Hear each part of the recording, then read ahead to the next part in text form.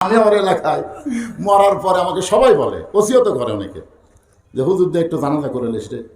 আমি প্রত্যেক জানাজা যাই, আমি কিন্তু আগে ওযু করি না, আগে লাশ দেখে তারপর ওযু করি।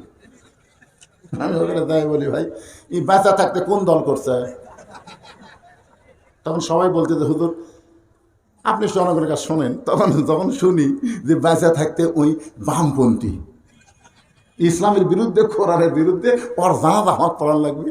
যদি ওযু করা থাকে তখন আমি আবার পেশাব করে যাই, যাইয়া শরীর নাপাক করে তারপরে দাঁড়াই। ওরা কিন্তু আবার ক্যামেরা করে, বুঝছেন, ক্যামেরা ধরে। আমি খালি মুখ লড়াই, মুখ লড়াই দোয়া নেই, যদিও কই গড় দোয়া করি। লাশ আমার সামনে থেকে খালি উঠবার পারলে, ওই যে খালি উঠবার পারলে তার লাশ কিন্তু উঠবার পারতে তারা ভাই ওস্তাদের মার শেষাত্রী ধরেছেন কথা ঠিক না? আলেমদের বিরুদ্ধে লাগিস না রে, আলেম যখন ডাইরেক্ট পারবে না ইয়াঙ্গেল জাহান্নামে পেটে দিবি, ধরেছেন কথা ঠিক না? কি মরার আগে ওসিয়ত করবেন। খাদিজা ওসিয়ত করেছে আমার মেয়ে ফাতেমা যেন আমাকে গোসল করায় দেয়, ফাতেমা যেন কাফনের কাপড় পরায় দেয়। ফাতেমা বললেন, বাবা ওসিয়ত পালন করা যদি ওয়াজিব হয় তাহলে আমার মাকে আমি গোসল করায় দিচ্ছি। এই বলে ফাতেমা মা খাদিজাকে গোসল করায় দিলেন। গোসল যখন করানো শেষ হয়েছে এমন সময় ফাতেমা ঘরের মধ্যে ঢুকে বলে, বাবা গোসল তো করাইলাম মাকে, এখন মাকে কাফনের কাপড় পরাতে যাই। ও বাবা মক্কার দোকান থেকে কি নতুন কোনো কাপড় আনছো? বাবা আমার মায়ের কাফনের কাপড় আমার হাতে তুলে দাও। এবার আল্লাহর নবী ওই জুব্বাখানা বের করে ফাতেমার হাতে তুলে দেয়। ফাতেমা জুব্বা নিয়ে ছোট বাচ্চার মতন কাঁদতেছে। রাসূল বলে, ফাতেমা এই জুব্বা নিয়ে কান্দার কারণ কি? ফাতেমা বলতেছে, বাবা আমি সব সময় মায়ের কাছে থেকেছি বাবা, আমি মায়ের মুখে কত গল্প শুনেছি বাবা। একদিন আমার মা বললেন, ফাতেমা রে, ও ফাতেমা তোর বাবার সঙ্গে আমার বিয়া হয়েছে, তুই কি বলতে পারিস? ফাতেমা বলতেছে, মা বাবার সঙ্গে যখন তোমার বিয়া হয়েছে তখন আমি কোথায় ছিলাম? খালি চমকে গিয়ে বলতেছে, মা তোর তো তখন জন্মই হয়নি। ফাতেমা বুঝতে পারলো মায়ের বিয়ার মধ্যে গুরুত্বপূর্ণ খবর আছে। ফাতেমা চেপে ধরে বললেন, মা আমার বাবার সঙ্গে তোমার বিয়া কেমনে হলো? খাদিজা বলে, ফাতেমা রে, মক্কার সবচাইতে গরিব এবং রাখাল তোমার বাবা যখন আমার বাড়িতে চাকরি করতেছিল ওই রাখালকে আমি বিয়ে করেছি। ফাতেমা বলে, মা রাখালের কি দেখে তুমি বিয়ে করলে?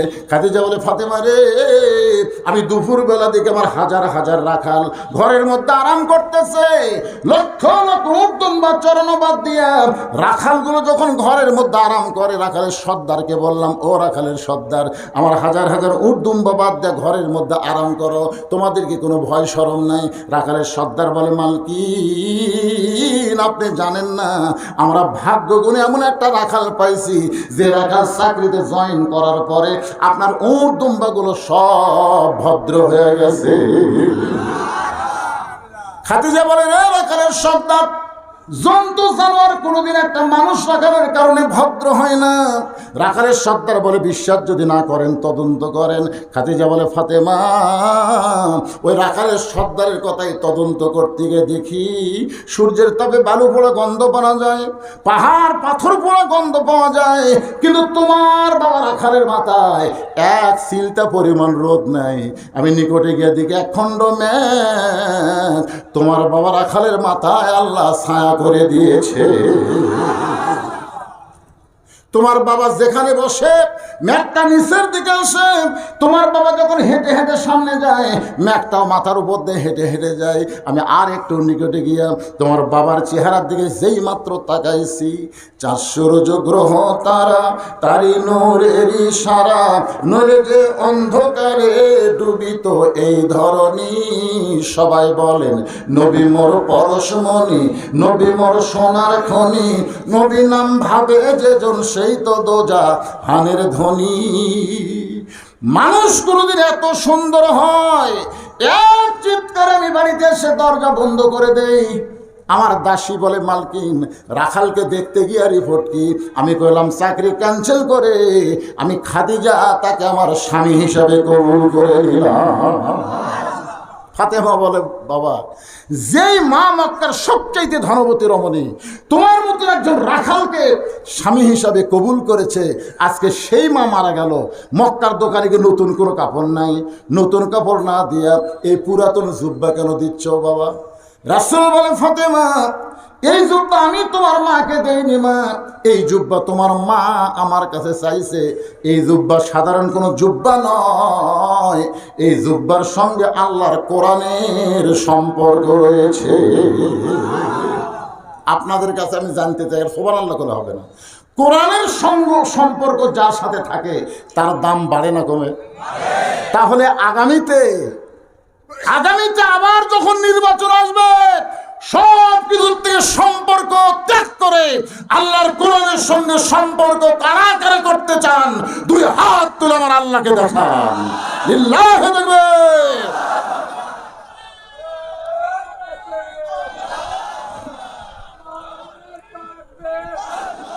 লিল্লাহি তাকবীর।